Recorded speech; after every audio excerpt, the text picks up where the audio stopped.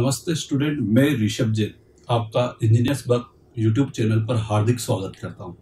जैसे कि हम हमारे बिल्डिंग मटेरियल के सब्जेक्ट को पढ़ रहे थे और उस सब्जेक्ट के अंदर हमने सबसे पहले किसको स्टार्ट किया था, स्टोन को स्टार्ट किया था।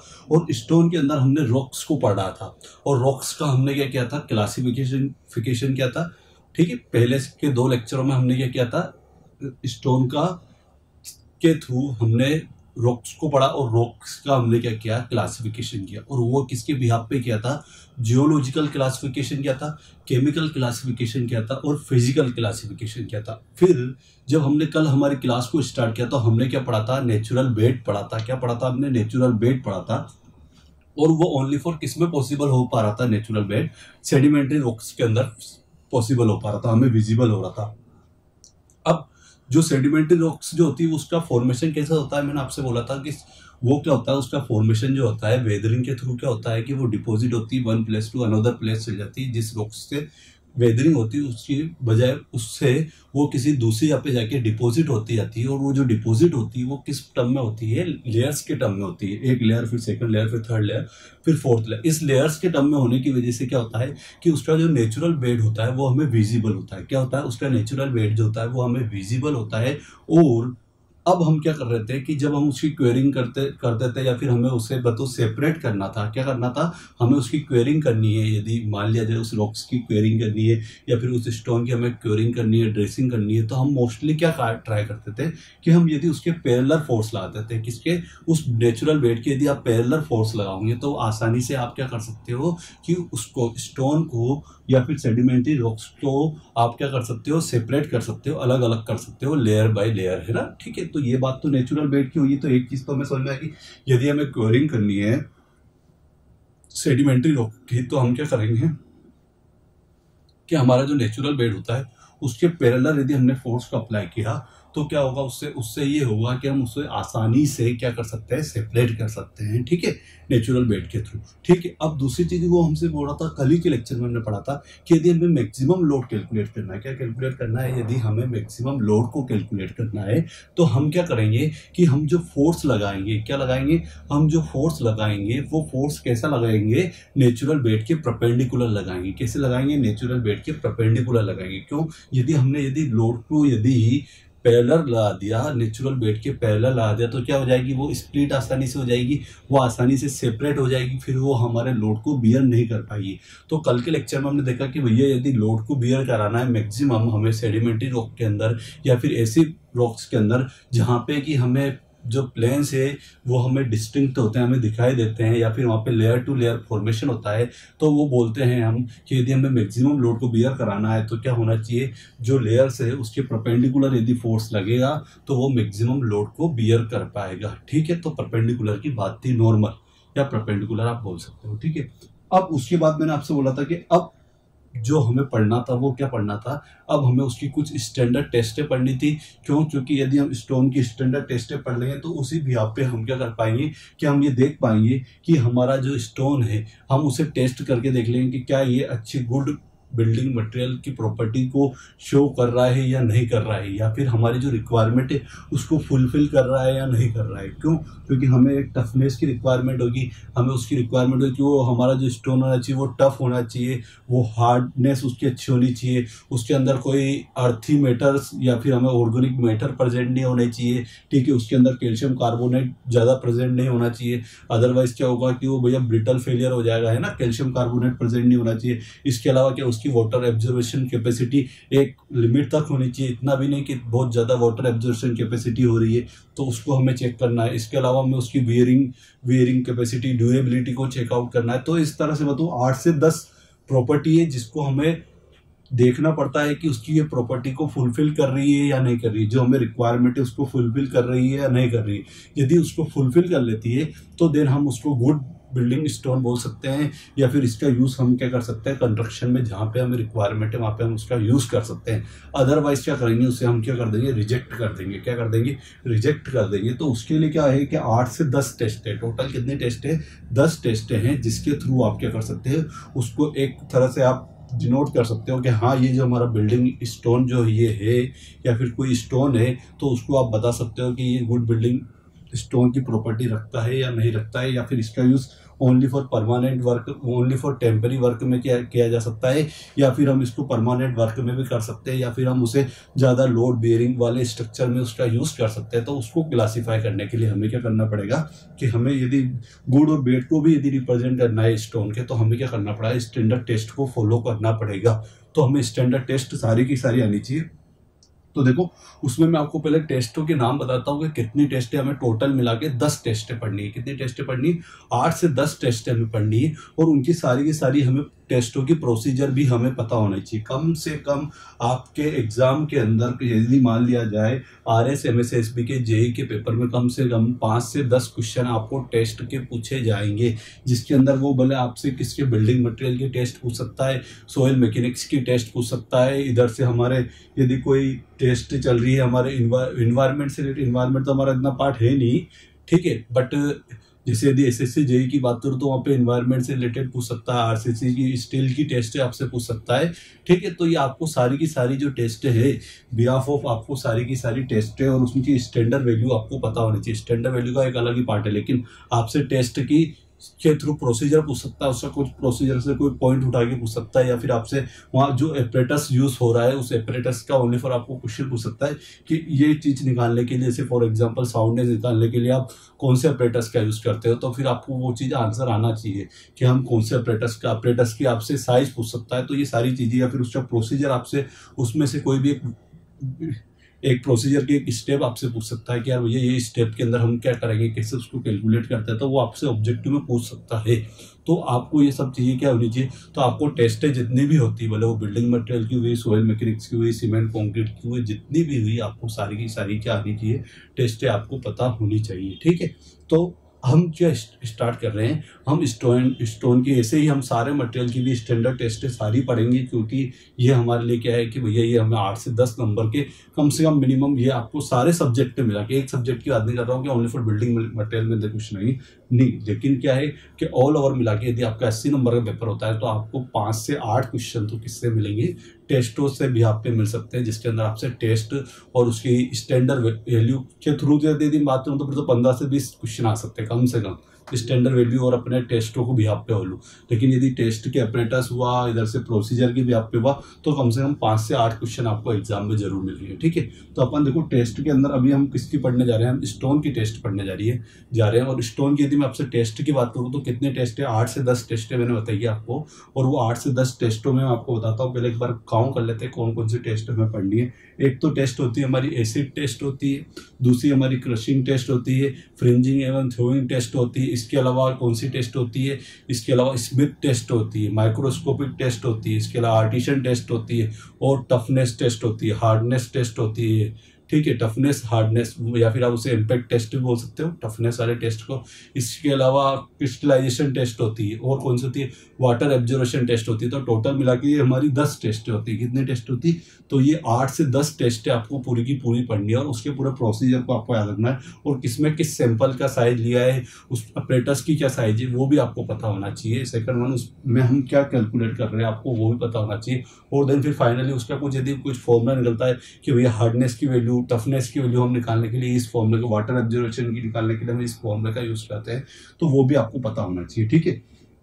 तो हम जो फर्स्ट ऑफ ऑल जो स्टार्ट करने जा रहे हैं वो स्टोन की टेस्ट स्टार्ट करने जा रहे हैं, और उसके अंदर भी हम कौन सी टेस्ट पढ़ेंगे, आज सबसे पहले हम पढ़ेंगे एसिड टेस्ट। कौन सी पढ़ेंगे, एसिड टेस्ट को पढ़ेंगे। तो आप हेडिंग डाल लो, सबसे पहले तो आप हेडिंग डाल दो, अपने स्टोन पढ़ रहे थे, और स्टोन के अंदर हम ये पढ़ रहे थे, हम पढ़ रहे थे टेस्टिंग ऑन बिल्डिंग स्टोन, ठीक है। तो हम बिल्डिंग स्टोन को क्या करने जा रहे हैं, टेस्ट करने जा रहे हैं, और उसमें हमारा पहला जो होना चाहिए वो पहला होगा हमारा एसिड टेस्ट। कौन सा पढ़ेंगे, हम एसिड टेस्ट को पढ़ेंगे, ठीक है। तो आप हेडिंग डाल दो एसिड टेस्ट, फर्स्ट जो है मेरा वो है मेरा एसिड टेस्ट, ठीक है। अब आपको क्या है, सबसे पहले तो क्या है, मोस्टली जो है वो आपको सुनने का काम है। क्या काम है, सुनने का काम है। आपको ये प्रोसीजर पता हो जाना चाहिए और आपके माइंड में सेटअप हो जाना चाहिए, और जो कुछ दो चार लाइन जो होगी वो मैं आपको समझा दूंगा। इसके अलावा और मोस्टली चीजें आपको क्या होनी चाहिए, आपको सुनना, और यदि आपको कुछ इंपॉर्टेंट लगता है तो heart to heart, hand to hand क्या करते जाना है, उसे आप नोट करते हुए चलना, ठीक है। तो देख, पहली बात करूं, यदि मैं एसिड टेस्ट की बात करूं तो एसिड टेस्ट के थ्रू हम क्या कैलकुलेट करते हैं, क्या फाइंड आउट करते हैं, या फिर क्या देखते हैं, तो हम देखते हैं कि भैया वहां उस जो हमारा स्टोन है उसके अंदर कैल्शियम कार्बोनेट की क्या प्रेजेंसी है, क्या बोल रहा हूँ मैं आपसे। हम ये देखते हैं कि भैया जो हमारा स्टोन है उसके अंदर क्या है, कैल्शियम कार्बोनेट की प्रेजेंसी कितनी है, किस मात्रा में वो प्रेजेंट कर रहा है। एक लिमिट तक कर रहा है तो दैट्स इज ओके, यदि उससे ज्यादा लिमिट में है तो फिर हम उसको क्या कर देंगे, उसको रिजेक्ट कर देंगे। ठीक है, तो हम यहाँ पे क्या देखते हैं, एसिड टेस्ट के अंदर हम देखते हैं कि प्रेजेंसी ऑफ कैल्शियम कार्बोनेट को हम कैलकुलेट करते हैं। ठीक है, तो आप एक लाइन तो लिख सकते हो एसिड टेस्ट के अंदर, तो लिख सकते हो to calculate presence of calcium carbonate, या फिर आप क्या बोल सकते हो उसे CaCO3 बोल सकते हो। क्या करते हैं हम, प्रेजेंसी ऑफ कैल्शियम कार्बोनेट हम क्या देखते हैं, कैलकुलेट करते हैं कि भैया हमारे उस सैंपल के अंदर, उस स्टोन के अंदर क्या है कि कैल्शियम कार्बोनेट प्रेजेंट है या नहीं है। ठीक है, अब इसके अंदर क्या होता है कि सबसे पहले मैं बात करूं सैंपल की बात करूं, हमें हर के अंदर क्या होना चाहिए, सैंपल या स्पेसिमेन आपको पता होना चाहिए कि किस साइज का, किस शेप का या कितने वेट का आप सैंपल यूज करेंगे। ठीक है, और उसके बाद फिर आप किस सॉल्यूशन का यूज करेंगे या फिर किस अपरेटस का यूज करेंगे, तो वो आपको पता होना चाहिए। ठीक है, तो उसके अंदर क्या है, सबसे पहले क्या बोल रहे हैं कि यदि आपको इसको क्या कैलकुलेट, एसिड टेस्ट के अंदर जो हम प्रेजेंसी निकालते हैं कैल्शियम कार्बोनेट की। अब दूसरी चीज क्या बोल रहा है कि जब भैया आपकी सैंपल जो आपको लेना है, सैंपल जो लेना है वो कितना लेना है भाई आपको, वो लेना है आपको 50 ग्राम टू 100 ग्राम। कितना है, मैं क्या बोल रहा हूँ कि भैया जो आप सैंपल का जो वेट लोगे वो कितना लोगे, वो 50 ग्राम से लेके 100 ग्राम तक का ले सकते हो। कितना बोल रहा हूँ, सैंपल वेट जो बोलूँ मैं आपसे, तो सैंपल वेट आपको कितना लेना है, 50 से 100 ग्राम लेना है। कितना लेना है, 50 से 100 ग्राम लेना है। और उसको क्या करना है, उसको आपको क्या करना है, एक सॉल्यूशन में रखना है। किस में रखना है, आपको एक सॉल्यूशन में रखना है। और उस सॉल्यूशन को क्या बोलते हैं, आपको एक सॉल्यूशन की बात करूं तो आपको हाइड्रोफोबिक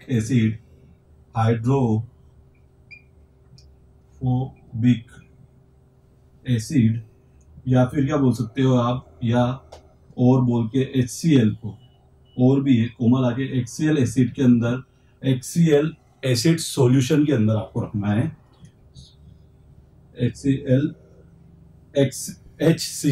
एसिड सॉल्यूशन में आपको रखना है, जिसमें जो इस एसिड की जो स्ट्रेंथ होगी वो कितनी होगी, मतलब 1% स्ट्रेंथ होगी। कितनी स्ट्रेंथ होगी, 1% स्ट्रेंथ होगी। मतलब यदि उसके अंदर 100 में से 99% वाटर है तो 1% की क्या होगा, 1% उसके अंदर क्या प्रेजेंट होगा, एसिड प्रेजेंट होगा, HCl एसिड प्रेजेंट होगा। ठीक है, अब इसके बाद क्या करना है कि आपको सैंपल को क्या करना है, आपको सैंपल को उसके अंदर क्या कर देना है, जो हमारा 50 से 100 ग्राम का जो हमारा सैंपल है उसको किस में डुबो देना है, उस सॉल्यूशन के अंदर 24 आवर्स के लिए क्या कर देना है, डिप कर देना है। किसको, हमारे स्पेसिमेन को या फिर हमारे सैंपल को डिप करके रखना है। किसके अंदर, सॉल्यूशन के अंदर डिप करके रखना है। कितने, 24 आवर्स के लिए। तो ठीक है, तो sample are dip in 24 hours. कितने आवर्स के लिए, मैं बोल रहा हूँ 24 आवर्स के लिए आपको डीप करके रखना है। किसके अंदर, सैंपल को डीप करके रखना है। किसके अंदर, सॉल्यूशन के अंदर। किसके अंदर, सॉल्यूशन के अंदर। आप ये लिख लो बोले कि हम क्या करेंगे 24 आवर्स के लिए क्या करेंगे, हम सॉल्यूशन के अंदर क्या रखेंगे, उसको रखेंगे। किसको, हमारे सैंपल को रखेंगे। देन इसके बाद क्या होगा, उसको करने के बाद आफ्टर 24 आवर, ये बोल सकते हैं आफ्टर 24 आवर्स, फिर ऑब्जर्व करेंगे। ऑब्जर्व क्या करेंगे, हम ऑब्जर्व करेंगे और ऑब्जर्व करेंगे कि जो उसकी जो एजेस है, स्टोन की जो एजेस है 50 से 100 के 50 ग्राम का जो हमने सैंपल लिया है, उसके हर एक स्टोन की हम एजेस को देखेंगे। और एजेस यदि हमें शार्प एजेस मिलती है और उसके अंदर कोई भी पाउडर फॉर्म में उसकी एजेस नजर नहीं आती है, दैट मीन्स वो गुड क्वालिटी का स्टोन है। किसका स्टोन है, वो गुड क्वालिटी का स्टोन है। यदि उसमें क्या नहीं नजर आते हैं, उसकी जो एजेस शार्प एजेस ही बनी रहती है और उसके एज पे कोई भी पाउडर फॉर्म में नजर नहीं आता, या फिर उस पूरे के पूरे स्टोन में हमें क्या नजर नहीं आता है, पाउडर फॉर्म में नजर नहीं आता है, दैट मीन्स वो गुड क्वालिटी का स्टोन है। उसमें कैल्शियम कार्बोनेट या फिर हम चूना बोले वो क्या है, लाइम जो है वो बहुत कम मात्रा में प्रेजेंट है। ठीक है, एक बात समझ, तो वो गुड क्वालिटी का स्टोन है। ठीक है, after 24 hour observe, after 24 hours observe if sharp edge of stone and not present powder, so that means say good quality stone, good quality stone. क्या बोल रहे हैं भैया, हम एक बात बोल रहे हैं कि यदि पाउडर फॉर्म में प्रेजेंट नहीं आता है, यदि उसकी जो एज जो है वो शार्प की ही शार्प रहती है, और सेकेंडरी बात करूं मैं कि उसके अंदर कोई भी पाउडर फॉर्म नहीं नजर आता है, वहां स्टोन में कोई पाउडर नहीं नजर आता है, दैट मीन्स वहां पे कैल्शियम कार्बोनेट प्रेजेंट नहीं है। इसका मतलब वो कैसा स्टोन है, गुड क्वालिटी का स्टोन है। ठीक है, दूसरी बात बोलूं, यदि if stone are powder form so we say poor weathering property, poor weathering property. क्या बोलेंगे हम, इसकी जो वेदरिंग प्रॉपर्टी वो कैसी है, पुअर है, और जो उसकी बिल्डिंग स्टोन है वो अच्छा नहीं है, उसमें कैल्शियम कार्बोनेट ज्यादा मात्रा में प्रेजेंट है। ठीक है, तो एक ये दोनों चीजें यहाँ पे आप गुड वेदरिंग प्रॉपर्टी बोल सकते हो, और यहाँ पे क्या बोल सकते हो आप कि पुअर वेदरिंग प्रॉपर्टी है। तो इस तरह से आपकी कौन सी टेस्ट होती है, एसिड टेस्ट होती है। कौन सी टेस्ट होती है, एसिड टेस्ट होती है। आप चाहे तो बोले उसे लिख सकते हो, यदि आपको नजर नहीं आ रहा, कुछ नीचे की एक लाइन नजर नहीं आ रही, मैंने बहुत ज्यादा नीचे लिख दिया है, पर मैं आपको ऑलरेडी पूरा का पूरा बता देता हूं, जिसके थ्रू आपको पता चल जाए एसिड टेस्ट में होता क्या है, एक बार और हम रिपीट कर देते हैं। तो देखो एसिड टेस्ट के अंदर क्या है, एसिड टेस्ट के थ्रू हम क्या करेंगे कि हम प्रेजेंसी ऑफ या फिर अंडरस्टैंड होंगे, हम उससे देखेंगे या कैलकुलेट करेंगे कि भैया उसके अंदर क्या है कि कैल्शियम कार्बोनेट प्रेजेंट है या नहीं है। ठीक है, एक चीज तो ये देखनी है जिससे हमें उसकी वेदरिंग प्रॉपर्टी पता पड़ जाएगी। उसके लिए हम क्या करेंगे, सैंपल की जो साइज लेंगे वो क्या लेंगे, सैंपल जो लेंगे वो किस वेट का लेंगे, साइज भी हो सकता है बहुत सारे सैंपल साइज के अकॉर्डिंग लेता है, वो अदर टेस्ट में होते हैं। यहाँ पे तो आपको वेट के बिहाफ पे लेना है, और वेट के बिहाफ पे क्या करना है कि आपको 100 से 50 ग्राम का सैंपल लेना है, और उसको क्या करना है कि एक सॉल्यूशन बनाना है, और वो सॉल्यूशन किसका होना चाहिए, या तो हाइड्रोक्लोरिक एसिड का होना चाहिए या फिर आपका एक्सेल एसिड का होना चाहिए, और उस सॉल्यूशन की स्ट्रेंथ जो होनी चाहिए वो 1% होनी है। 1% स्ट्रेंथ मतलब क्या है, जैसे 100 ml यदि आप बनाते हो उस सॉल्यूशन को, तो उसमें 1 ml क्या होगा आपका, 1 ml आपको क्या लेना है, 1 ml आपको एसिड लेना, जबकि 99 ml आपको क्या लेना पड़ेगा, वाटर लेना पड़ेगा। तो उसी भी आप क्या करोगे, एक सॉल्यूशन को प्रिपेयर करोगे, और उसके अंदर क्या करोगे आप कि हमारे स्टोन सैंपल को आप उसके अंदर डीप करके रखोगे 24 आवर तक। इतनी बात समझ में आई, 24 आवर तक आपने उसको डीप करके रखा, और उसके बाद फिर क्या किया आपने, उसको निकाला वहां से, देन फर्दर आपने ऑब्जर्व किया यदि वहां की स्टोन की जो सरफेस है, उसकी जो एजेस है वो यदि शार्प एज है, that is okay, very good. और दूसरी चीज कि यदि उसके अंदर कोई पाउडर फॉर्म के अंदर नहीं नजर आ रहा है, तो वो हमारा अच्छी क्वालिटी का गुड वेदरिंग प्रॉपर्टी है, उसमें कैल्शियम कार्बोनेट बहुत कम है, और वो अच्छी क्वालिटी का स्टोन है। लेकिन यदि उसकी जो शार्प एजेस जो है वो डिस्ट्रॉय हो जाए, एक चीज ये भी बोल सकते हो कि उसकी शार्प एजेस जो थी वो डिस्ट्रॉय हो जाए, उसके पाउडर फॉर्म में बन जाए, पाउडर फॉर्म में हो जाए हमारा स्टोन, जो कुछ पाउडर उसकी सरफेस पे पाउडर आ जाए, तो वो क्या पुअर क्वालिटी का वेदरिंग स्टोन है, मतलब उसकी जो वेदरिंग क्वालिटी जो है वो बहुत पुअर है। और दूसरी चीज मैं बात बोलूं आपसे, तो वो भैया एक तरह से गुड क्वालिटी का हमारा स्टोन नहीं है। ठीक है, तो ये आपका पूरा का पूरा कंप्लीट हो गया, जिसके अंदर मैंने आपको हिंदी इंग्लिश दोनों के अंदर मैंने आपको समझा दिया है। वो भले चाहे डिप्लोमा वाले स्टूडेंट हो या बीटेक वाले स्टूडेंट है, दोनों को समझ में आ जाएगा। आप आपके अकॉर्डिंग उस लैंग्वेज में लिख लो, अदरवाइज मैंने बोर्ड पे तो लिखा हुआ है सही, और मैंने आपको पूरा समझाया हुआ है, दैट्स इट। तो ये आपकी कौन सी टेस्ट हुई, एसिड टेस्ट हुई, एसिड टेस्ट हुई। ठीक है, तो एसिड टेस्ट क्लियर है। अब दूसरी टेस्ट पढ़ते हैं। तो हमें 10 टेस्ट पढ़नी, तो अभी तो हमने फर्स्ट स्टार्ट की है, तो फर्स्ट हमारी कंप्लीट हुई है, देन सेकंड पढ़ते हैं। आप यदि चाहो तो इसका एक बार स्क्रीनशॉट ले लो, देन फिर अपन आगे बढ़ते हैं। ठीक है, आप आराम से मेरे चाहो तो इसका वो ले सकते हो, स्क्रीनशॉट ले लो या फिर नोट डाउन कर लो।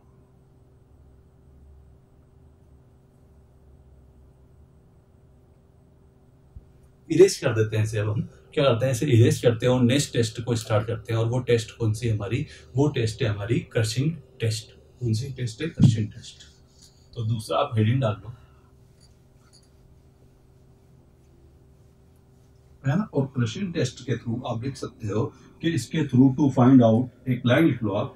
और वो लाइन क्या लिखनी है आपको, वो लाइन लिखनी है कि क्रशिंग टेस्ट के थ्रू हम क्या निकालते हैं, क्रशिंग स्ट्रेंथ निकालते हैं। क्या निकालते हैं हम, क्रशिंग स्ट्रेंथ को कैलकुलेट किया जाता है। क्या किया जाता है, क्रशिंग टेस्ट के थ्रू किसको कैलकुलेट किया जाता है, क्रशिंग टेस्ट के थ्रू क्रशिंग स्ट्रेंथ को हम कैलकुलेट करेंगे या फिर फाइंड आउट करेंगे। तो पहले हेडिंग डाल लेते हैं, आपने लिख भी लिया होगा, हेडिंग डाल दो। दूसरी टेस्ट जो है हमारी वो कौन सी है, क्रशिंग टेस्ट।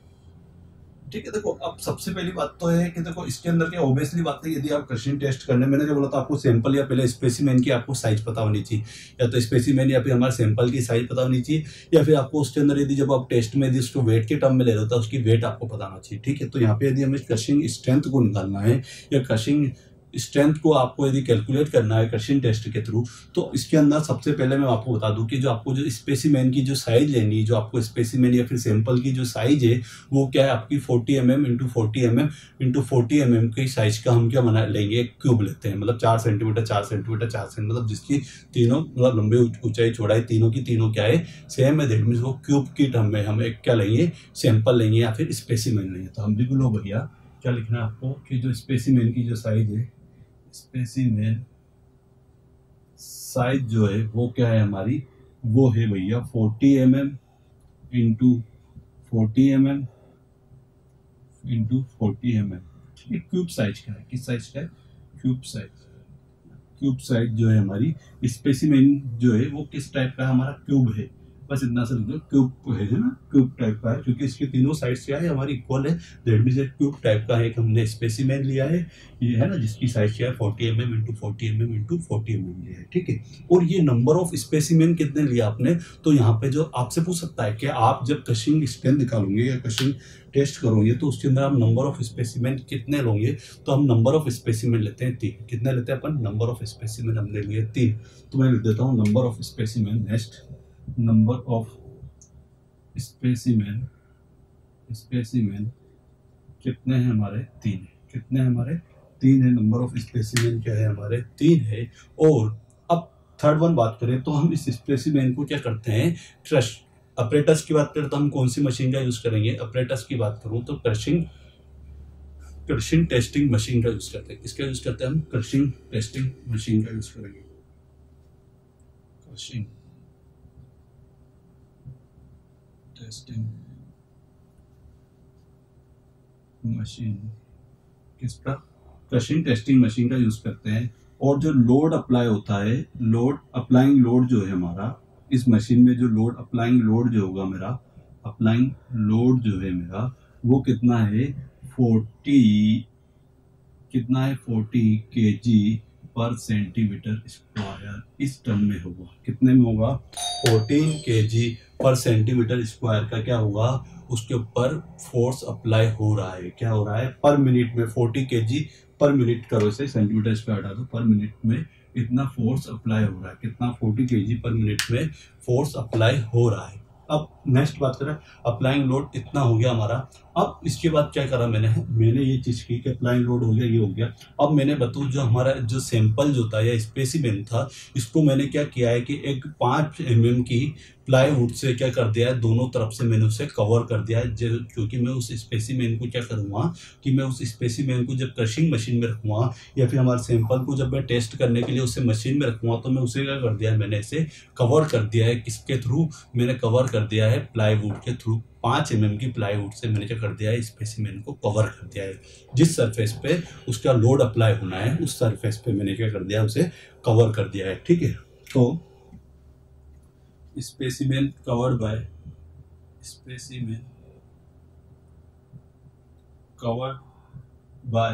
5 mm plywood. ये चीज याद रखनी है आपको। क्या चीज याद नहीं है कि हमने 5 mm की प्लाईवुड से कर दिया, इसे कवर कर दिया है।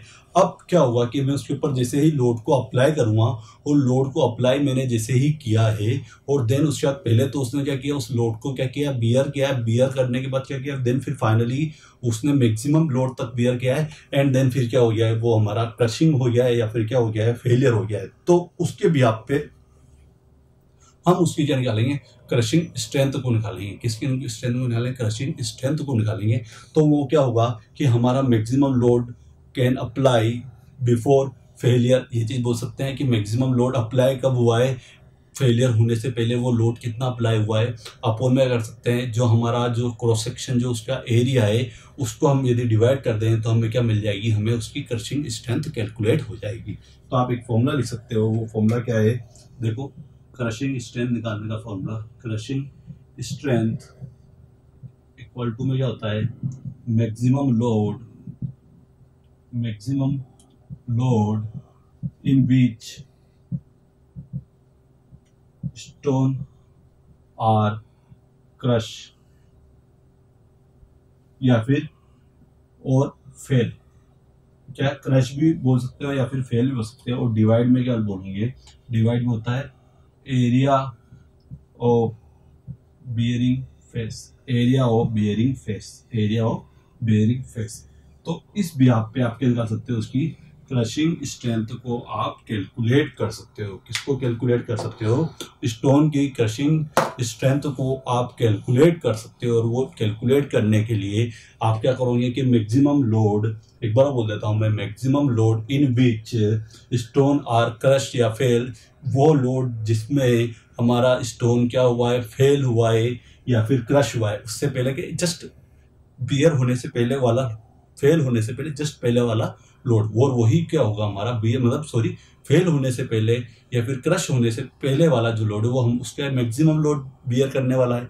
और अपॉन में क्या कर सकते हैं, अपॉन में मैंने क्या किया कि एरिया ऑफ बियरिंग फेस, जहाँ पे जिस एरिया पे, जैसे फॉर एग्जांपल ये मेरी ये सरफेस है और इस पे लोड अप्लाई हो रहा है ना, ये लोड अप्लाई हो रहा है, तो ये इसका जो एरिया है वही क्या होगा, उसका बियरिंग फेस होगा, या फिर लोड अप्लाइंग का जो बियरिंग वाला जो एरिया है वो ही उसका एरिया ही हमें लेना है। तो इन दोनों को जब अपन डिवाइड करेंगे तो हमें क्या मिल जाएगी, क्रशिंग स्ट्रेंथ मिल जाएगी।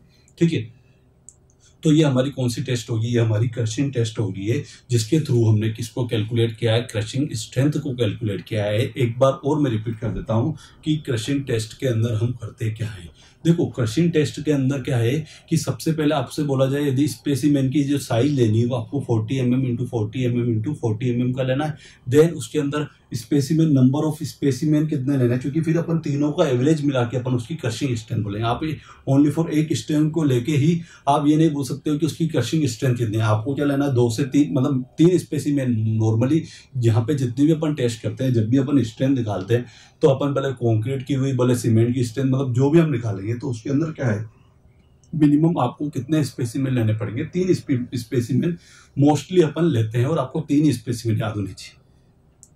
3 स्पेसिमेन को आपको लेना है और आपने क्या किया, उसको हमने क्या किया, क्रशिंग टेस्टिंग मशीन के अंदर रखा है। देन फिर हमने क्या किया कि जो हमारा स्पेसिमेन है उसको हमने क्या किया है कि उसको ऊपर जिस पे बेरिंग जो फेस है, उसका जो बेरिंग फेस है उसको हमने किसके थ्रू कवर कर दिया है, 5 mm की प्लाईवुड से हमने क्या कर दिया है, कवर कर दिया है जो बेरिंग फेस जो है उसके, वो उसको। ठीक है, देन और अप्लाइंग लोड की बात करूँ तो 14 kg पर मिनट, मतलब पर मिनट में कितना लोड लग रहा है, 14 kg का, उसके ऊपर 14 पॉइंट कुछ समथिंग है, आपको 14 एटलीस्ट आपको 14 kg तो आपको पता ही होना चाहिए। तो पर मिनट के अंदर कितना लोड लग रहा है, 14 kg का उसके ऊपर लोड अप्लाई कर रहे हैं हम। और देन फिर क्या हुआ भैया, फिर ये बात हुई कि उसकी यदि हमें उसकी, और एक बार जब तक लोड बियर कर रहा है तब तक तो बियर कर रहा है, देन फाइनली वो क्या हो जाएगा, फेलियर हो जाएगा। तो यदि उससे थ्रू आप क्या निकालोगे, उसकी क्रशिंग स्ट्रेंथ जो निकालोगे, तो क्रशिंग स्ट्रेंथ निकालने के लिए क्या करना पड़ेगा आपको, क्रशिंग स्ट्रेंथ इक्वल टू क्या होता है हमारा कि मैक्सिमम लोड है ना, इन विच स्टोन आर फेलियर। ठीक है, वो लोड जिस पे हमारा स्टोन क्या हुआ है, फेल हुआ है, और डिवाइड में क्या होगा कि उसका जो बियरिंग फेस जो है स्टोन का, उसका एरिया ही, उन दोनों को यदि आप डिवाइड कर दोगे तो आपको क्या मिल जाएगी, क्रशिंग स्ट्रेंथ मिल जाएगी। क्या मिल जाएगी आपको, क्रशिंग स्ट्रेंथ मिल जाएगी। अब नेक्स्ट हमें क्या पढ़ना है, नेक्स्ट इसके बाद वाली टेस्ट हमें पढ़नी है, 2 टेस्ट होगी। इसके बाद हमें पढ़ना है फ्रिंजिंग एंड थ्रोइंग टेस्ट पढ़ेंगे, देन माइक्रोस्कोपिक टेस्ट पढ़ेंगे, और फिर हम कौन सी टेस्ट पढ़ेंगे, स्मिथ टेस्ट पढ़ेंगे। तो ये 5 टेस्ट आज के लेक्चर में हम पढ़ लेते हैं। देन फिर इसके बाद हम 5 टेस्ट जो होगी वो कौन से लेक्चर में पढ़ेंगे, नेक्स्ट लेक्चर में पढ़ेंगे। तो अभी अपन कौन सी वाली पढ़नी है हमें, नेक्स्ट पढ़नी है हमें फ्रिंजिंग एंड थ्रोइंग टेस्ट हमें पढ़नी है, तो उसको हम पढ़ते हैं। तो आप एक बार इसका स्क्रीनशॉट ले लें। यदि आपको मैंने कंप्लीटली बोल दिया, इसको हिंदी इंग्लिश में दोनों के ही लिख सकते हो उसको, कि भैया स्पेसिमेन मतलब जो हमने जो सैंपल लिया है, या फिर जो आपको जो इस प्रैक्टिकल को कर रहे हो, या फिर आप इस टेस्ट को जो कर रहे हो उसके लिए जो आपने जो उसकी साइज जो लिया आपने, मटेरियल की साइज या बोले अपने स्टोन की जो आपने सैंपल के लिए यहाँ पे साइज के अकॉर्डिंग बात करी, वहाँ पे अपन ने वेट के अकॉर्डिंग तो कहाँ की थी हमने, एसिड टेस्ट में की थी। मैंने आपको वो आपसे बोला था कि दो ही चीज़ हो सकती है, या तो आपसे टेस्ट के अंदर वेट की भी आप पे हो सकता है कि भैया कितने वेट का आपने सैंपल लिया है, या आपके इतने वेट का आपको सैंपल लेना है, या फिर क्या हो सकता है वो किस इस साइज का आपको सैंपल लेना है। एक बात समझ में, तो एक बार आप इसको नोट डाउन कर लें, देन या फिर स्क्रीनशॉट ले लें, देन फिर अपन कौन सी हमारी जो लास्ट हमारी जो 3 और आज जो हमें पढ़नी है वो हम टेस्ट पढ़ेंगे, देन बाकी की जो हमारी 5 टेस्ट होगी वो अपन नेक्स्ट लेक्चर में पढ़ेंगे, ठीक है। तो एक बार आप इसका स्क्रीनशॉट ले लें।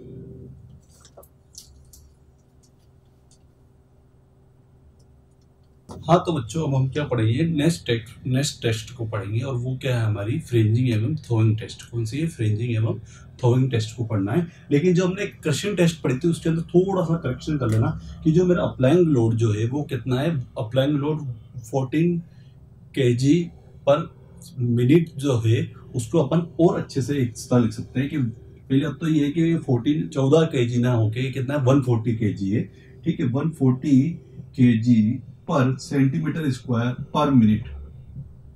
मतलब मैं आपसे कहना चाहूं कि भैया पर मिनट के अंदर कितना लोड हो रहा है, 140 kg का लोड लग रहा है, जो कि पूरे के पूरे इस एरिया, इस सरफेस पे, संपूर्ण एरिया पे लग रहा है, और पूरे सेंटीमीटर स्क्वायर एरिया पे लग रहा है। कितना, 140 kg का, और कितने मिनट में, पर मिनट में इतना लोड अप्लाई हो रहा है। तो ये हमारी कौन सी टेस्ट हुई है, सेकंड टेस्ट हमारी कंप्लीट हुई है। अब हमें कौन सी टेस्ट पढ़नी है, नेक्स्ट टेस्ट जो पढ़नी है वो है हमारी फ्रिंजिंग एवं थ्रोइंग टेस्ट, ठीक है। तो इसको इरेज कर देते हैं, देन हम फिर इसके बाद क्या करते हैं, थर्ड टेस्ट पे आते हैं। थर्ड टेस्ट में पढ़नी है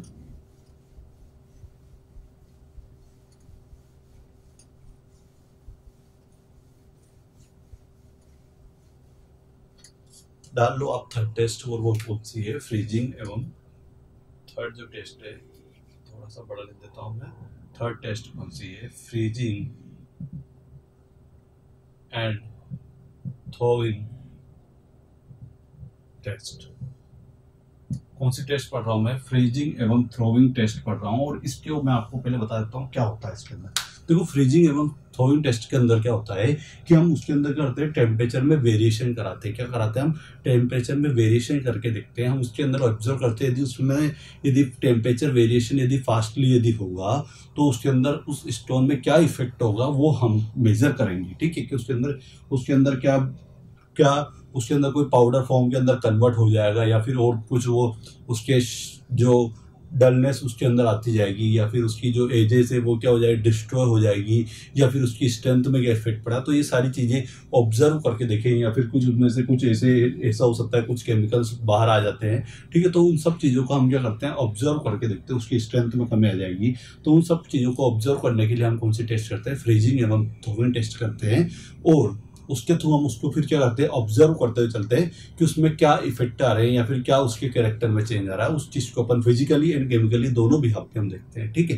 तो देखो इसके अंदर क्या बात है कि देखो इस फ्रिंजिंग एवं थ्रोइंग टेस्ट के अंदर क्या करते हैं हम कि जो हमारा जो टेस्ट ऑफ सैंपल जो होता है, हम किसी भी साइज किसी भी कितने वेट का हम क्या ले सकते हैं कि टेस्ट सैंपल ले सकते हैं, लेकिन उसका प्रोसीजर जो है वो प्रोसीजर आपको याद है। इसमें सैंपल का कोई स्टैंडर्ड साइज नहीं बताई गई है, ये स्टैंडर्ड वेट नहीं बताई है। आपसे बोलते हैं कि आप किसी भी वेट का आपके ले लो, सैंपल ले लो, आप आपके स्टोन ले लो, एंड देन उसको क्या कर दो, वाटर के अंदर इमर्स कर दो 24 आवर्स के लिए। पहले हमने ये क्या किया है कि भैया उस सैंपल को लेके हमने कर दिया उसे पानी के अंदर इमर्स कर दिया, कितने आवर के लिए, 24 आवर के लिए आपने उसको इमर्स कर दिया स्टोन को। Test sample are immerse 24 hours, and then ठीक है। उसके बाद क्या किया हमने, देन उसके बाद हमने क्या किया कि उसको 24 आवर्स कंप्लीट होने के बाद हमने उस स्टोन को क्या कर दिया, फ्रीजिंग मशीन में रख दिया। किस में रख दिया, फ्रीजिंग मशीन में। कितने डिग्री सेंटीग्रेड पर रख दिया, -12 डिग्री सेंटीग्रेड।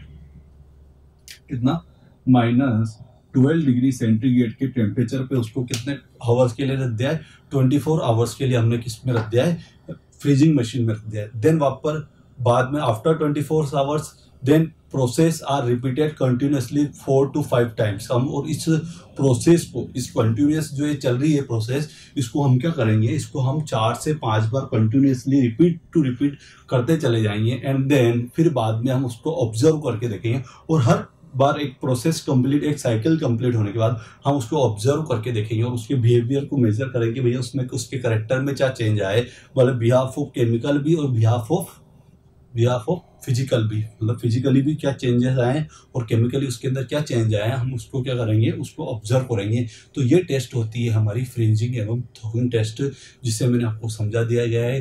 टेस्ट सैंपल की ना तो यहाँ पे साइज बताई गई है और ना ही यहाँ पे आपको बुलाया कि आपको इतना वेट का लेना, आप आपके अकॉर्डिंग आप क्या ले सकते हो, कुछ सैंपल की साइज ले सकते हो। इसको 24 आवर्स के लिए आपने क्या कर दिया, इमर्स कर दिया। इमर्स करने के बाद देन फिर आपने कर दिया उसे फ्रीजिंग मशीन में 24 आवर्स के लिए दिया। आप उससे पूछ सकता है टेम्परेचर कितना लेना है, -12 डिग्री सेंटीग्रेड ये टेम्परेचर आप पर आपने क्या कर दिया, उसे फ्रीजिंग मशीन में रखा है। Then process are repeated several times, 4 to 5 times हम करते हैं और सेम प्रोसीजर को हम फॉलो करते हैं एंड ऑब्जर्व करते चलते हैं कि भैया इसमें क्या करेक्टर में चेंज आया बाय फिजिकल एंड केमिकल, और उसी की बिहाफ पे हम स्टोन को बता देंगे। यदि कुछ ज़्यादा चेंजेस आते हैं, कुछ ज़्यादा उसकी प्रॉपर्टी में चेंज आएगा, कुछ ज़्यादा ही फिजिकल चेंज आएगा, तो वो हमारा स्टोन अच्छा प्रॉपर्टी का या गुड क्वालिटी का स्टोन नहीं है। और यदि उसमें कोई चेंजेस नहीं आते हैं तो हमारा स्टोन कैसा है, अच्छी क्वालिटी का स्टोन है। तो आई होप ये तो आपको समझ में आई जाओ। तो छोटी सी 3 लाइनें लिखी है, देन फिर हम हमारी नेक्स्ट टेस्ट को पढ़े। तो देखो सबसे पहली बात तो यह है कि सैंपल स्टोन आर इमर्ज्ड, क्या बोल रहा हूं मैं, sample stone are immerse in water at 24 hour. मैं क्या बोल रहा हूँ कि वाटर के अंदर हमने उसको कितने आवर्स के लिए इमर्ज करके रखा है, 24 आवर के लिए हमने उसको इमर्ज करके रखा है। देन सैंपल आफ्टर 24 आवर्स, ये लिख सकते हो आफ्टर 24 आवर, सेकंड लाइन में after 24 hours then test sample stone putting on freezing machine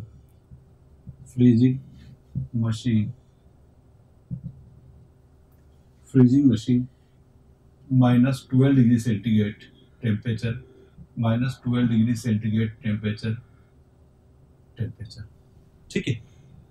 12 degree temperature में ये बोल रहा हूँ कि भैया पहले तो हमने स्टोन को इमर्ज करके रखा, कितने 24 आवर्स के लिए वाटर के अंदर हमने इमेज करके रखा, और आफ्टर 24 आवर हमने क्या किया है, उसको पुट कर दिया है कहाँ पे, फ्रीजिंग मशीन में कर दिया है। फ्रीजिंग मशीन में टेम्परेचर कितना मेरा, -12 डिग्री सेंटीग्रेड टेम्परेचर पे, ठीक है। And after 24 hour test sample stone putting on freezing machine -12 degree 12 degree centigrade temperature on 24 hours. This process repeated 4 to 5 times. और इस प्रोसेस को क्या करना है आपको, इस प्रोसेस को आपको कब तक करना है, 4 से 5 बार आपको क्या करना है, 4 to 5 टाइम्स तक आपको इसे रिपीट करते हुए चलना है। एंड each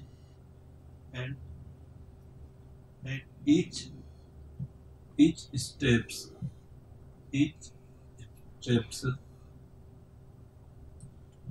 observe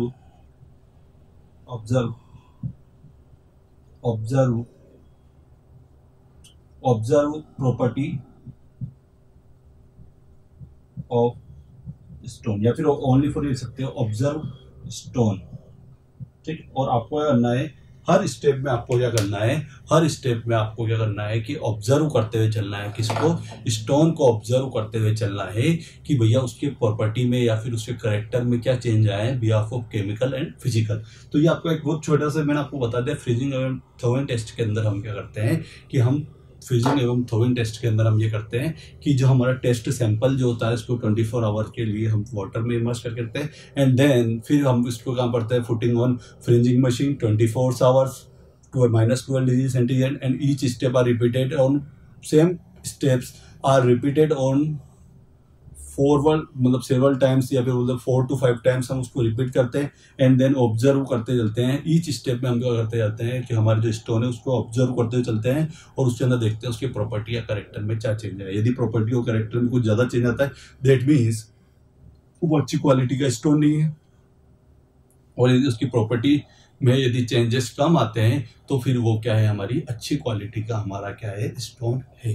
तो ये तो हमारा कौन सी टेस्ट हुई, ये हमारी टेस्ट हुई है, थर्ड टेस्ट पड़ी है जो कि क्या है, हमारी फ्रीजिंग एवं थॉविंग टेस्ट। तो हमने 3 टेस्ट कंप्लीट कर लिए। देन अब नेक्स्ट हम इस टेस्ट करते हैं, और वो टेस्ट कौन सी, हमारी 4th टेस्ट है। और वो कौन सी टेस्ट है, माइक्रोस्कोपिक टेस्ट। कौन सी टेस्ट है, माइक्रोस्कोपिक टेस्ट। तो अपन इसको आप एक बार स्क्रीनशॉट ले लें, देन फिर अपन बात करते हैं माइक्रोस्कोपिक टेस्ट की। ठीक है, नेक्स्ट लिख लो 4th जो है हमारी क्या भैया, 4th टेस्ट जो है वो आप हेडिंग डाल लो माइक्रोस्कोपिक टेस्ट। कौन सी टेस्ट है, माइक्रोस्कोपिक टेस्ट है। ठीक है, मेरे बच्चे भी इसे माइक्रोस्कोपिक टेस्ट ही लिखेंगे। क्या है, टेस्ट है माइक्रोस्कोपिक टेस्ट है। तो 4th आप डाल लो। 4th जो आपकी हेडिंग होगी वो कौन सी होगी आपकी, 4th जो है वो है हमारी माइक्रोस्कोपिक टेस्ट। ठीक है, और इसके अंदर क्या होता है, स्टोन एग्जामिनेशंस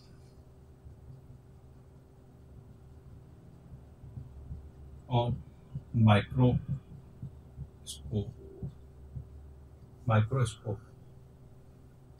ठीक है, तो क्या बात बोल रहा हूँ मैं आपसे एक बात बोल रहा हूँ कि यहाँ पे आप क्या कर रहे हो, स्टोन की एग्जामिन कर रहे हो, उसे एग्जामिन कर रहे हो मतलब उसको चेक कर रहे हो। किसमें, माइक्रोस्कोपिक मशीन के थ्रू। आप उसको, उसके पार्टिकल्स को आपने एक पार्टिकल ले लिया और उसको किसके थ्रू, माइक्रोस्कोपिक मशीन के थ्रू क्या कर रहे हो, स्टोन के एक पार्टिकल को आपने लिया है और उसको माइक्रोस्कोपिक मशीन के थ्रू आप देख के उसके अंदर एग्जामिन कर रहे हो। और आप क्या क्या एग्जामिन करोगे तो वो मैं आपको बताता हूँ। पहला जो है इसके अंदर माइक्रोस्कोपिक एग्जामिनेशन के अंदर आप क्या क्या कर सकते हो। पहला तो है जैसे एवरेज ग्रेन साइज,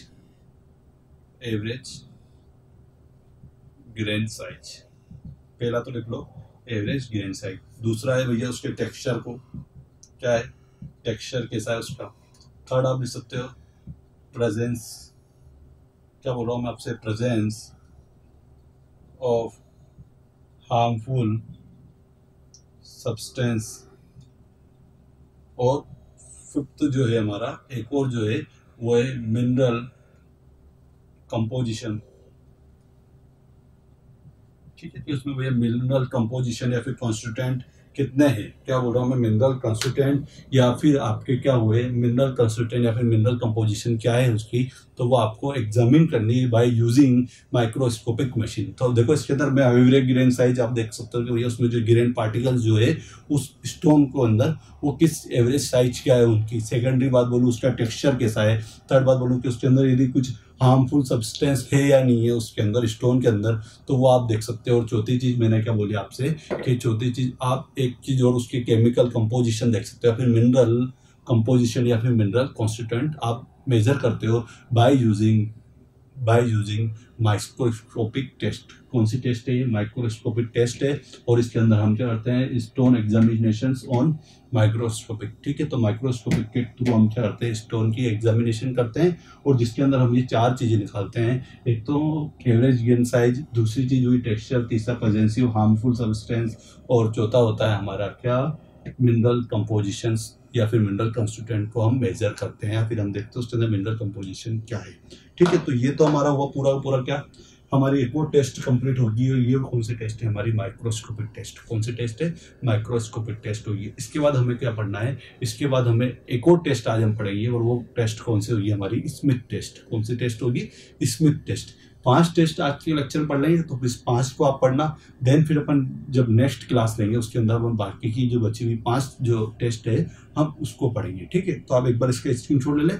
देन फिर अपन हेडिंग डालेंगे किसकी, हम हेडिंग डाल लेंगे माइक्रोस्कोपिक टेस्ट हमारा कंप्लीट हो जाए। देन हम हेडिंग डालेंगे स्मिथ टेस्ट की, किसकी, स्मिथ टेस्ट की।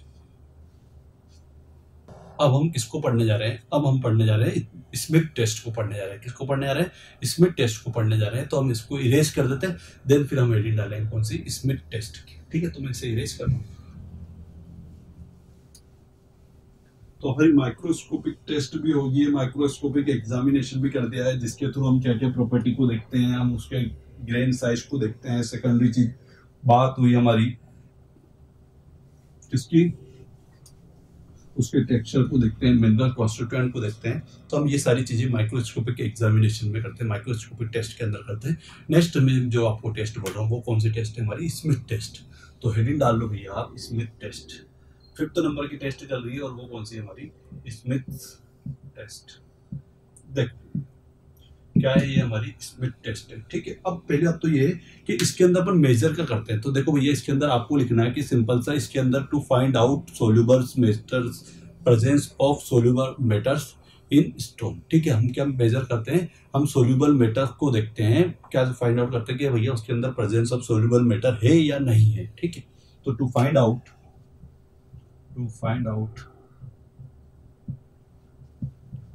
प्रेजेंस ऑफ सोल्यूबल मेटर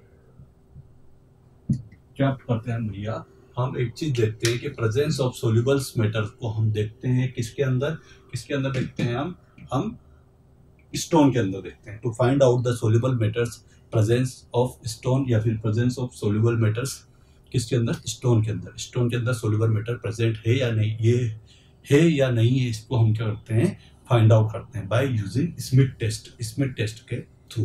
ठीक है, देखो अब हम इसके अंदर जो सैंपल जो लेंगे, सैंपल जो होगा हमारा वो कैसा होगा, एक तो या तो हम बोल सकते हैं वो फ्यू चिप्स, चाहे चिप्स मतलब चिप्स के फॉर्म में एकदम मतलब छोटे छोटे बारीक बारीक टुकड़े ले सकते हैं, या फिर एंड पीसेस ऑफ स्टोन।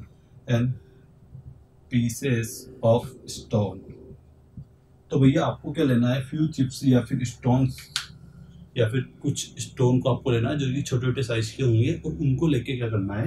ठीक है, तो लिख सकते हो sample few chips and pieces of stone putting on glass tube,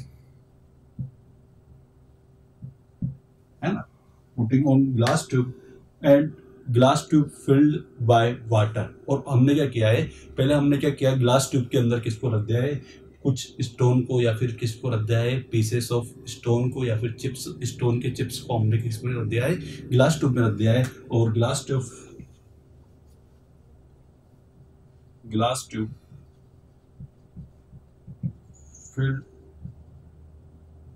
filled with water, क्या है, filled with water।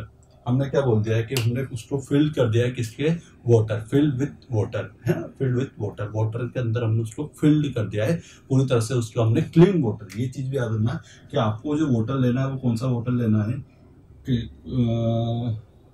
Clean water लेना है, क्लीन वाटर को लेना है। और उसके बाद क्या करना है कि आफ्टर 2 to 5 आवर या फिर कुछ टाइम बाद, ठीक है, फिर आपको क्या करना है कि एक ऑब्जर्व करना है कि जो आपने जिस गिलास ट्यूब के अंदर हमने चिप्स को डाला था, या फिर ग्रेन साइज को डाला था, या फिर हमने स्टोन के पीसेस को डाला था, और उसके अंदर जब हमने क्लीन वाटर को डाला था उसके अंदर ग्लास ट्यूब के अंदर, तो अब हम उसको ऑब्जर्व करके देखेंगे कि भैया उसके अंदर क्या हुआ है। या तो वाटर क्लीन होगा, ठीक है, या तो वाटर कैसा होगा, क्लीन वाटर होगा। यदि क्लीन वाटर होगा तो उसके अंदर क्या है कि presence of soluble matter are not present, या फिर soluble matter are not present if conditions है, कंडीशन दो बनेगी, या तो जो हमारा क्या होगा, वाटर जो है वो पूरा का पूरा क्लीन है, तो भैया उसके अंदर क्या है कि सोल्यूबल मेटर प्रेजेंट नहीं है। और दूसरी चीज है कि यदि वाटर डर्टी हो जाए तो वो क्या है भैया, उसके अंदर क्या प्रेजेंस है, उसके अंदर सोल्यूबल मेटर प्रेजेंट है, तो भैया वो गुड क्वालिटी का स्टोन नहीं है। तो दोनों कंडीशन आपको याद रखनी है, ठीक है। तो after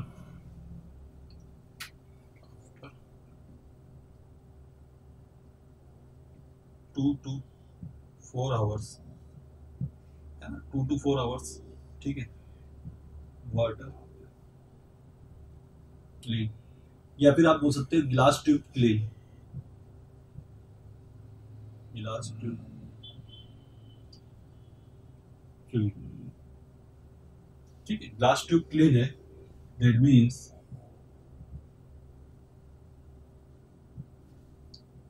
stone are, that means soluble matter are not present, soluble matter are not present, चल कहिए soluble matter are not present, not present in stone. ठीक है भैया, स्टोन में हमारा क्या नहीं है कि भैया सोल्यूबल मेटर प्रेजेंट नहीं है। और यदि glass tube dirty with water, dirty क्या लिखना आपको, ग्लास ट्यूब डर्टी वाटर, और यहाँ पे क्लीन वाटर कर देना। तो ये आपको बेटा होगा कि ग्लास ट्यूब जो है विथ क्लीन वाटर है, तो भैया क्या है कि हमारा सोल्यूबल मेटर उसके अंदर प्रेजेंट नहीं है स्टोन के अंदर। और यदि हमारी ग्लास ट्यूब यदि क्या होती है, डर्टी हो जाती है, डर्टी वाटर यदि हो जाता है, तो क्या होगा, that means soluble matters are not present. That means क्या हो जाएगा, that means soluble matter are present.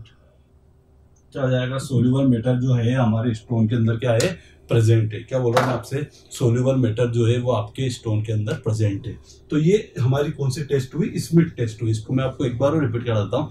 Smith test के अंदर क्या होता है, देखो आप डिप्लोमा वाले बच्चे, यदि आप इतना इंग्लिश में नहीं लिखना चाहते तो आपको हिंदी में लिखा देता हूँ कि क्या क्या करना है। स्मिथ टेस्ट के थ्रू हम क्या करते हैं कि भैया उसके अंदर ये चीज फाइंड आउट करते हैं कि जो हमारा स्टोन है, क्या बोल रहा हूँ मैं आपसे, कि जो हमारा स्टोन है या फिर जो हमारे स्टोन चिप्स जो है या स्टोन के पीसेस जो है या फिर स्टोन में क्या है भैया कि सोल्यूबल मेटर प्रेजेंट है या प्रेजेंट नहीं है, इसको मेजर करने के लिए हम क्या करते हैं, स्मिथ टेस्ट का यूज करते हैं। और स्मिथ टेस्ट में हम क्या करते हैं कि जो हमारा टेस्ट जो पीस और जो ये चिप्स है स्टोन के, उसको हम क्या करते हैं कि इसको हमें ग्लास ट्यूब में लेते हैं और उसमें ग्लास ट्यूब में पुट करने के बाद उसके अंदर क्या करते हैं, डिस्टिल वाटर या फिर क्लीन वाटर को अपन उसमें ग्लास ट्यूब को फिल कर देते हैं, पूरी तरह से भर देते हैं। उसको भरने के बाद क्या करते हैं कि आफ्टर 2 to 5 आवर बाद हम उसको क्या करते हैं, ऑब्जर्व करके देखते हैं या फिर हम उसको देखते हैं यदि ग्लास ट्यूब के अंदर यदि जो वाटर प्रेजेंट था वो प्रेजेंट वाटर क्या है, क्लीन का क्लीन ही है। इसका मतलब क्या है कि भैया उस स्टोन के अंदर क्या है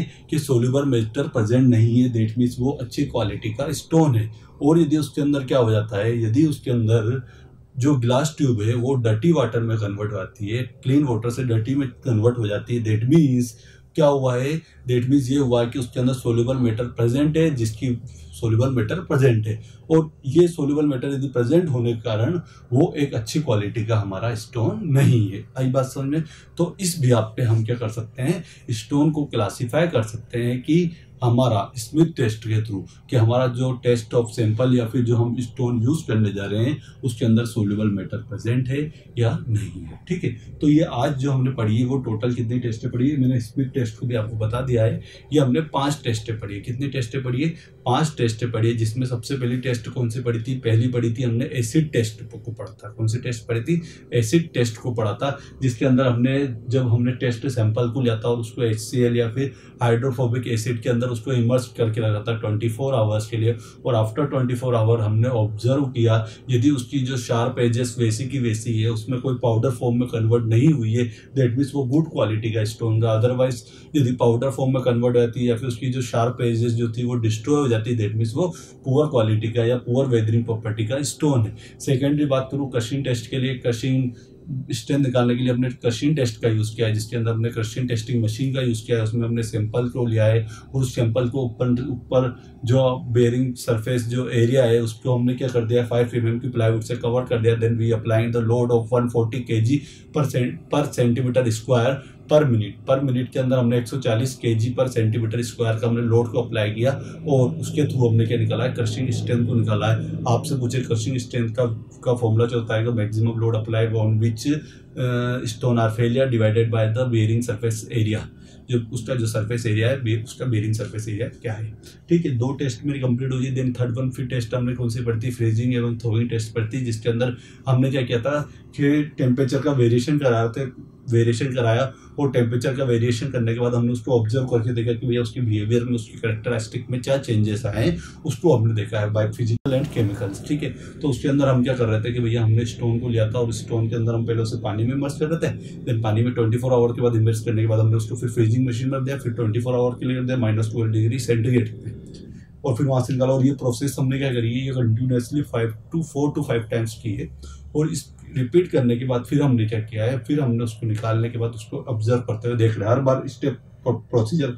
पानी में डाला, पानी से निकाला, फिर फ्रीजिंग मशीन में रखा, फिर बाहर निकाला, फिर वापस से पानी में डाला। तो इस प्रोसीजर को रिपीट करते हुए हम बार बार उसको देख रहे हैं, उस स्टेप को देख रहे हैं, उसको ऑब्जर्व करके देख रहे हैं कि भैया इसमें क्या बिहेवियर में चेंज आया है। माइक्रोस्कोपिक तो बहुत आसान है। माइक्रोस्कोपिक टेस्ट के अंदर क्या करते हैं, माइक्रोस्कोपिक एग्जामिनेशन करते हैं स्टोन का, जिसके अंदर क्या करते हैं कि हम उसकी बहुत सारी प्रॉपर्टी देखते हैं, जैसे एवरेज ग्रेन साइज क्या है, टेक्सचर क्या है उसका, देन उसकी मिनरल कंस्टिट्यूएंट क्या प्रेजेंट है, इन सब चीज़ों को हम देखते हैं। और प्रेजेंसी ऑफ हार्मफुल कंटेंट, कि उसमें भैया प्रेजेंस ऑफ हार्मफुल कंटेंट है या नहीं है, इसको देखते हैं। एंड लास्ट जो हमारी 5वीं टेस्ट थी, वो टेस्ट कौन सी थी, हमारी स्मिथ टेस्ट थी। और स्मिथ टेस्ट के अंदर हमने क्या किया था कि स्मिथ टेस्ट के थ्रू हम सोल्यूबल मैटर को चेकआउट करते हैं कि भैया उसके अंदर सोल्यूबल मैटर प्रेजेंट है या नहीं है। इसके लिए हमने क्या किया था कि हमने सोल्यूबल स्टोन की चिप्स या फिर पीसेस ऑफ स्टोन को लिया और उसको हमने क्या किया, उसको हमने ऐसा किया कि उसको एक क्लीन वाटर वाली जो ग्लास ट्यूब है उसके अंदर हमने उसको फिल कर दिया। और उसके बाद 2 से 4 घंटे बाद हमने उसको देखा, यदि पानी साफ है, पूरा का पूरा क्लीन वाटर है, दैट मीन्स कि उसमें कोई भी सोल्यूबल मैटर प्रेजेंट नहीं है, गुड क्वालिटी का स्टोन है। और यदि वो वाटर डर्टी वाटर में कन्वर्ट होता है, दैट मीन्स क्या बोल सकते हैं हम उसको बोल सकते हैं कि भैया ये पुअर क्वालिटी का स्टोन है, भैया उसमें सोल्यूबल मैटर प्रेजेंट है। ठीक है, तो इस लेक्चर में हम 4 से 5 जो टेस्ट है, 5 टेस्ट पढ़ लिए, 5 टेस्ट हम कल पढ़ेंगे। क्या पढ़ेंगे? 5 टेस्ट कल पढ़ेंगे, जिसके अंदर हमारी इम्पैक्ट टेस्ट हुई, हार्डनेस टेस्ट हुई, आर्टिशन टेस्ट हुई, एक और क्रिस्टलाइजेशन टेस्ट भी होती है, इसके अलावा वाटर एब्जॉर्प्शन टेस्ट होती है। तो ये 4 से 5 टेस्ट जो है वो हम कौन से लेक्चर में पढ़ेंगे, हमारे नेक्स्ट लेक्चर में पढ़ेंगे। ठीक है, तो आप कंटिन्यूसली जिस अकॉर्डिंग बिल्डिंग आपको स्ट्रेंथ ऑफ मटेरियल की भी आपको लेक्चर्स मिलते जा रहे हैं, और साथ में हम किसको भी पढ़ते चले जाइए। आपका जो थ्योरी वाला जो सब्जेक्ट है बिल्डिंग मटेरियल, आप इसको भी चलते जाइए और पढ़ते जाइए, इसे भी आप कंटिन्यूसली इसके नोट्स को प्रिपेयर करते रहिए। ठीक है, तो इस लेक्चर को यहीं पे एंड करते हैं। ठीक है, जय हिंद, जय भारत, वंदे मातरम।